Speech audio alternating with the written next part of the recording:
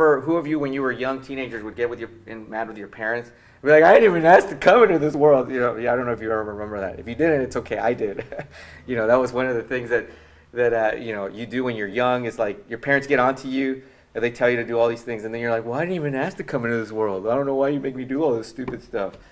And then you get older and you realize, man, I'm glad that my parents did what they did. But you didn't do anything to come into this world.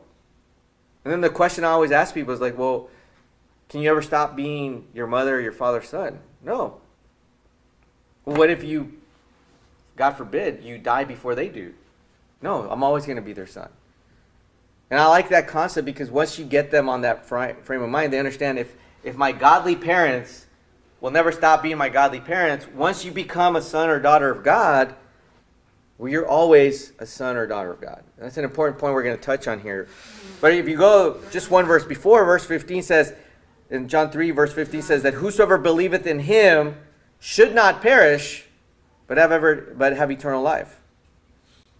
I mean, that's literally it. That's the gospel message. We know 3:16, right? But 17 says, for God sent not his Son into the world to condemn the world, but that the world through him might be saved.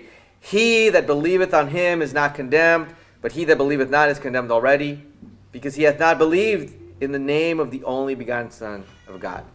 What's interesting is I'll read these verses sometimes to people, not sometimes, a lot of times, and I'm like, okay, according to the Bible, according to this verse, what is the only thing you need to do to be saved? And I mean, this is when and this is one of the things that I'm going to give you is we're doing pointers for soul winning. I will read this, or I will have them read it with me. Sometimes, if they're really, like a couple weeks ago, we led a couple of kids to salvation, and one of the kids was kind of distracted. His eyes were all over the place. He's looking at traffic and stuff. So what I ended up asking him is, can you read? And he obviously could. And so what I started to have him do is read the verses with me. I started having him read the verses to me. But even after they read it, it says all you have to do is believe it.